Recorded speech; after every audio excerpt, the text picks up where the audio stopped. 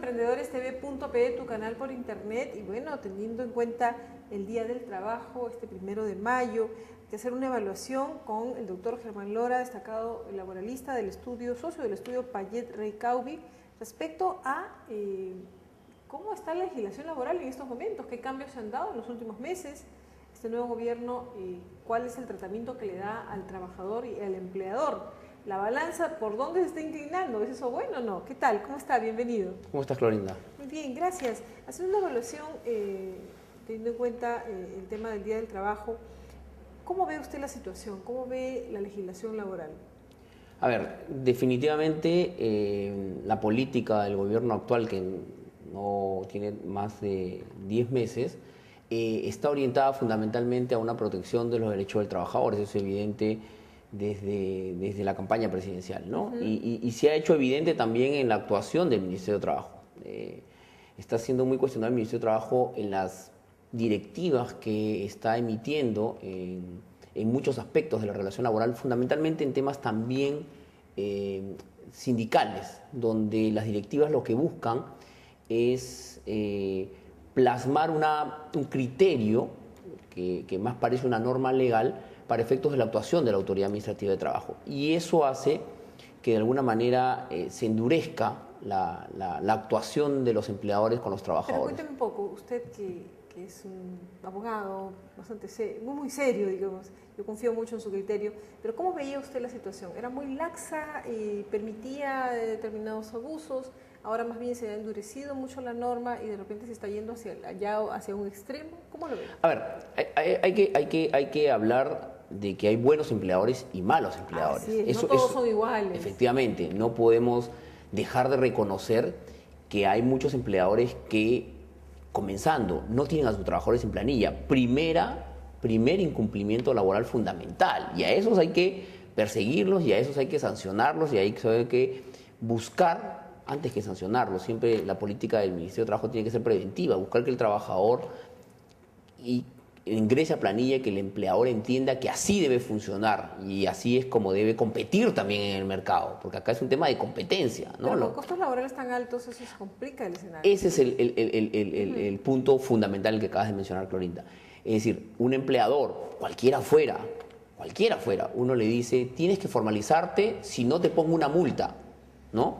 Y cuando volteo y veo la legislación laboral, veo que hay una legislación laboral de 50% de costos laborales para arriba. Entonces digo, ¿qué hago? ¿No? Y hay una ley MIPE que no termina de funcionar. La ley de MIPE, la ley de formalización de las micro y pequeñas empresas, es una ley que está pendiente de emitir temas tan fundamentales como el sistema pensionario de los trabajadores MIPES. El sistema eso quedó en el limbo. De aportes a la seguridad social en salud de los trabajadores MIPES, ¿no? Entonces, yo creo que hay muchos empleadores que se sienten entrampados, que quieren cumplir con la legislación laboral, pero no lo pueden hacer, ¿no? Entonces, sí, y hay buenos empleadores, así como hay buenos contribuyentes, hay buenos empleadores que cumplen con la legislación laboral y que hay que reconocer la labor que ellos tienen en un país donde el costo laboral y la informalidad es alta. Así es. Entonces, el primer punto que creo que se ha dejado, y ahora en esta celebración del 1 de mayo, creo que se ha dejado de trabajar es el punto de la formalización laboral. Que eso era un tema que el gobierno del presidente Alan García lo terminó haciendo bien. Y hoy creo que estamos discutiendo una ley general del trabajo, sacando un reglamento de seguridad y salud en el trabajo fuerte, aportan una ley una ley procesal del trabajo bastante rápida, bastante eficiente, pero nos estamos olvidando un punto fundamental, que lo primero y punto de partida es que el trabajador esté en planilla, y eso hay que trabajarlo. Ahora, en el caso de las sanciones, ¿se han endurecido más las sanciones? Y cuéntanos un poquito más en detalle acerca de esta norma, este reglamento que tiene que ver con la salud y la seguridad de las empresas, ¿no? A ver, las sanciones no se han endurecido, salvo en el aspecto de libertad sindical, que el año pasado sí se han endurecido, pero en los demás aspectos las sanciones siguen siendo las mismas de incumplimientos laborales, en relación a los incumplimientos laborales. Y en tema de seguridad y salud en el trabajo, este gobierno, como primera gran medida en materia laboral, emitió una nueva ley de seguridad y salud en el trabajo. Ley que fundamentalmente tiene, la principal observación que tiene, creo yo, es la penalización de la falta de previsión laboral, perdón, la previsión de seguridad y salud de los empleados. Es decir, un empleador que no cumpla con las normas de seguridad y salud en el trabajo y que eso acarree un riesgo o, peor aún, acarree la muerte o un accidente del trabajador, el empleador, ya veremos quién, tiene una responsabilidad penal de hasta 10 años. ¿No? Es muy dura. Y normas duras hacen que a veces el incumplimiento sea mayor. Porque si a mí me exigen mucho para cumplir, igualito voy a caer en la norma de la responsabilidad penal y a otro le exigen nada, igual va a caer, entonces no hay una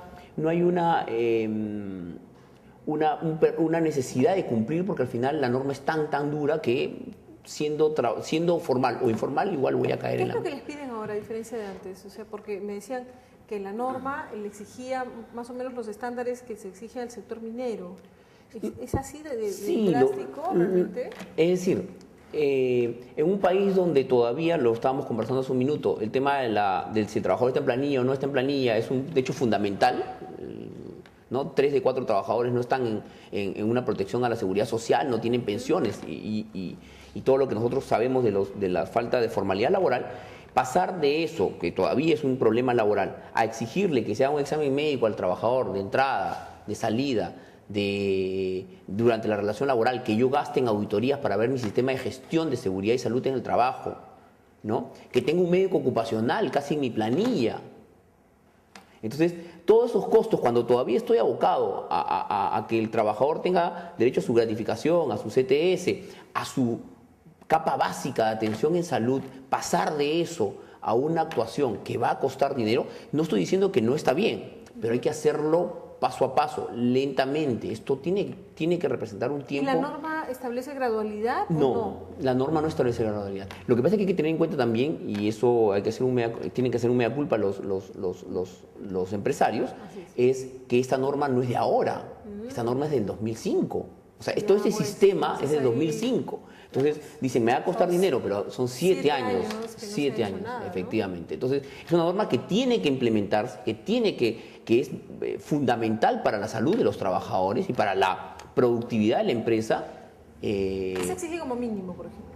A ver, se exige como mínimo, por ejemplo, que la empresa de más de 20 trabajadores tenga un comité de seguridad y salud en el trabajo, ¿no? Que sea un organismo que vigile la seguridad y salud en el trabajo. Que tenga un reglamento interno de seguridad y salud en el trabajo, ¿no? Que tenga un plan de seguridad y salud en el trabajo anual, que ese plan de gestión de seguridad y salud en el trabajo sea auditado por una tercera empresa, que vea que está bien mis parámetros, que tenga un médico ocupacional, dependiendo del número de trabajadores en mi empresa, si tengo un médico ocupacional permanente o no permanente, pero un médico ocupacional, no un médico cualquiera, un médico que vea salud ocupacional.